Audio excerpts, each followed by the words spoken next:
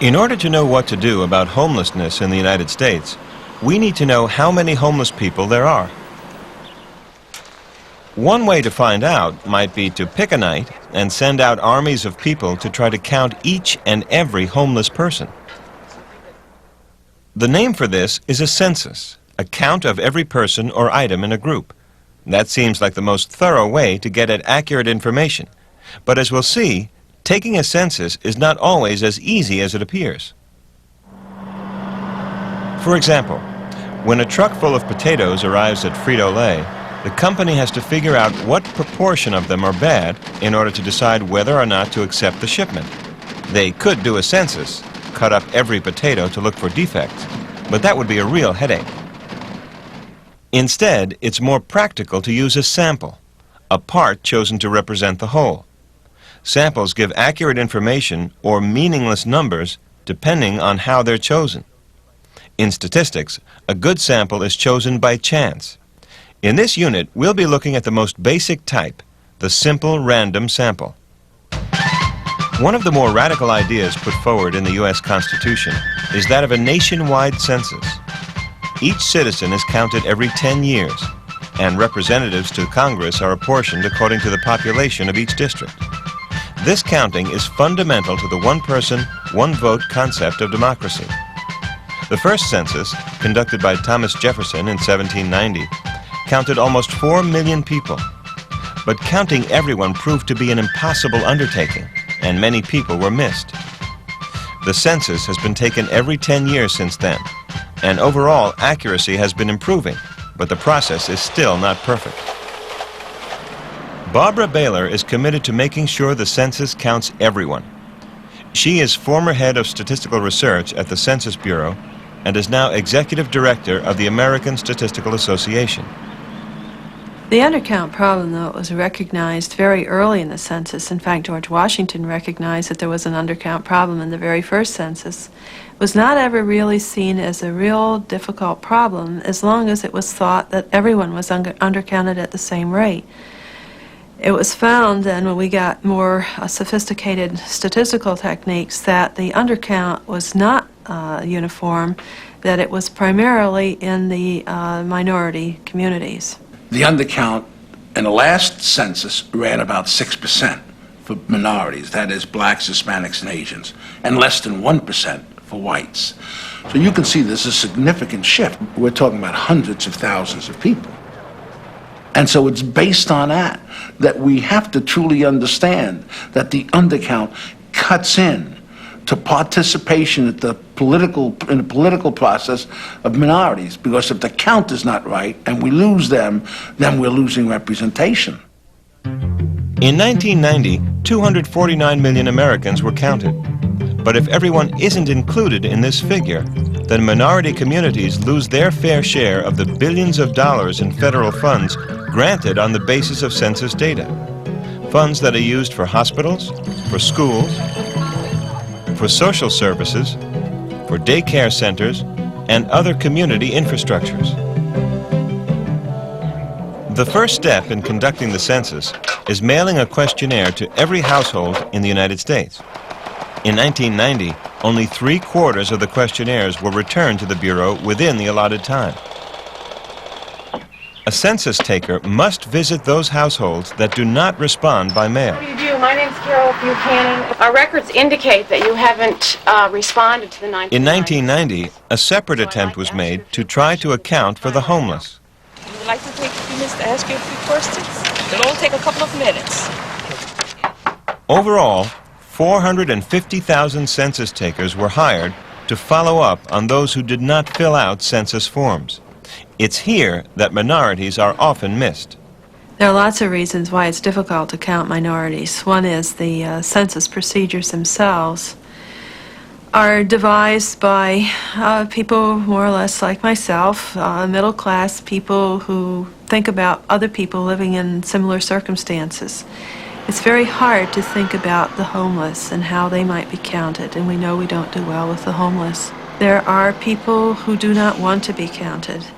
People who are in the country illegally cannot see that even though they're promised confidentiality, that the Census Bureau won't turn around and give that information to the Immigration Service. And then the last set of reasons is just apathy. They have been promised many things by the government in the past. Some of them have not happened. They're turned off a bit to society, and they're really not moved by another government agency coming out there and saying, we're here to do something good for you. Those are difficult things to overcome. These are not procedural errors in the sense that the address is not on the census list or anything like that, or the questionnaire did not arrive at the house. They're people choosing to leave themselves out.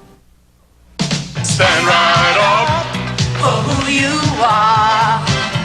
Stand up right now. Stand up and be counted. Barbara Baylor and other experts have proposed statistical adjustments to correct the undercount.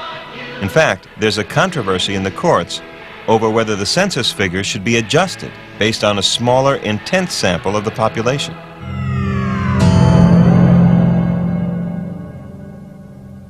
In statistics, a sample is a part we choose to represent the whole. The population, whether it's people or potatoes or grapes, is the entire group we want information about. The sample is the part we actually gather data from. Because the sample is only a part of the population, we can study it more extensively than we can all of the members in the group. We then use the sample data to draw conclusions about the entire population. A truck pulls up to a Frito-Lay plant in Killingly, Connecticut, filled with potatoes for chips. And from the point of view of the people at Frito-Lay, these potatoes are the population. The sampling process begins as soon as the truck pulls up to the receiving dock. Every truckload carries about 45,000 pounds of potatoes. The inspectors can't look at every one. And even if they could, it would produce too many mistakes due to human error. Instead, they take a sample, filling 30-pound buckets at 5 different points down the length of the truck. Frito-Lay can get better information by studying the 150-pound sample. The first step. The inspector randomly selects 40 pounds of potatoes and punches a core through each one. The hole down the middle makes it easy to spot the samples when they undergo a cooking test. Now, 10 more pounds are set aside, leaving an even 100 pounds on the table. The inspector searches for internal defects, green edges, mechanical damage, and other flaws. Each defective potato is weighed, and if the sample percentage is too large, the whole load must be rejected. Meanwhile, Rita has peeled the cooking sample, so she can toss them directly into the slicing machine. Then she plucks out the sample chips and hands them over for testing at a mini laboratory right on the plant floor. Less than 45 minutes later, Rita will get the results from the cooking sample and the inspection data. Everything meets specs, so based on a sample, Frito-Lay will accept the shipment. Oh, there you are, Willie Mike. Excuse me, guys. Nice lot of potatoes. You can go ahead way up, put your truck on them for number 2. Okay? This lot of potatoes is on its way.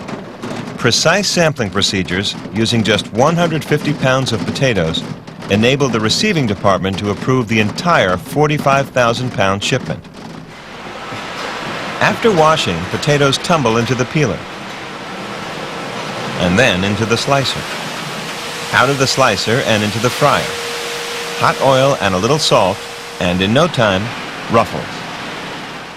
Turning raw potatoes into finished chips is a straightforward process, but making sure it's functioning properly requires the coordinated efforts of a number of people. All along the production line, workers are taking samples to ensure that the process is on track. If they waited until the end of the line to inspect the finished product, problems that were minor to begin with could be greatly compounded. Instead, sampling at key points catches problems early, before they get out of hand. The cooked chips travel out of the production area and into packaging. A few ounces fall into each of these automated bins. When the bins add up to the proper package weight, the chips are released. Packages are stamped with the plant number and other coded data. Then the bags are ready to be filled with chips. Rigorous sampling procedure is as important in packaging as in production. Here, an inspector measures a sample of 4 bags to make sure the net weight is satisfactory. Even when they're put into shipping cartons, the ruffles are still subject to sampling. No underweight packages can leave the plant, so cartons are randomly selected off the packaging lines for a final check before they are loaded into trucks and driven to Frito-Lay distribution centers. And even after the local route trucks have delivered the chips, Frito-Lay continues to rely on sampling. Professional shoppers across the country go out each week to purchase 2 bags of every product with different code dates. Shopper samples are sent to company headquarters in Dallas for testing and comparison. On all Frito-Lay potato chip products, you'll find a list of ingredients. The only one missing is the most essential: proper sampling. Now, how do we select a sample from a large population, like all Americans? The easiest ways are not always the best. Every couple of years, Ann Landers conducts a mail-in survey on interesting topics through her syndicated column. In 1989, the response was huge: 141,210 people. 82% of these respondents said sex after marriage was less exciting than it was before. Can we take it from this that most Americans are bored with their sex lives? No. Ann Landers' sampling method is called voluntary response. These samples are usually heavily weighted with people who feel strongly about an issue, especially people with angry or negative feelings. For example, in an earlier survey about families, Ann Landers asked parents whether they'd have kids again. 70% responded no. An independent randomly selected survey yielded a 90% yes response. So as fun as these juicy tidbits are to read, Landers' survey is not representative and therefore biased. Her numbers don't tell us much about the population of all Americans. The way to remedy the problems posed by voluntary response is to let impersonal chance choose the sample, so that there's no bias favoring one group or another. We'll use a small sample to illustrate how this is done. Let's say the population we're interested in has 14 people in it, and we want to choose a sample of size 3. First, each subject gets a numerical label. Every label has to be the same length. In this case, we use the 2-digit labels 01, 02, 03, and so on. Then, we use a table of random digits, made up of a list of digits that have been chosen completely by chance, giving every number 0 to 9 the same chance to appear in every position in the table. So each pair of digits is also equally likely, and the table will choose labels completely at random. We just proceed through the table until we match pairs of digits with labels in our sample. The first pair of digits in the table is 12. The name that has the number 12 is Muir, so Muir is in the sample. The next pair of digits is 09. That's Watt, also in the sample. We jump over the gap for the next 2, 57. That's not one of the labels. We had only 14 subjects, so we skip it. 69 and 41 aren't labels either. 14 is, so Riley is the third person in our sample. This way of choosing is called a simple random sample. Chance gives every individual the same likelihood of being chosen, so we've eliminated the possibility of favoritism. In fact, chance does more in a simple random sample. Every possible grouping of 3 in our population had the same chance to be the sample as the one we chose. Choosing a sample correctly makes all the difference in the quality of our data and interpretations. In statistics, choosing well means letting chance do the picking. It's the only way to avoid the pitfalls of human choice. Sometimes, though, we need to count every single member of a population.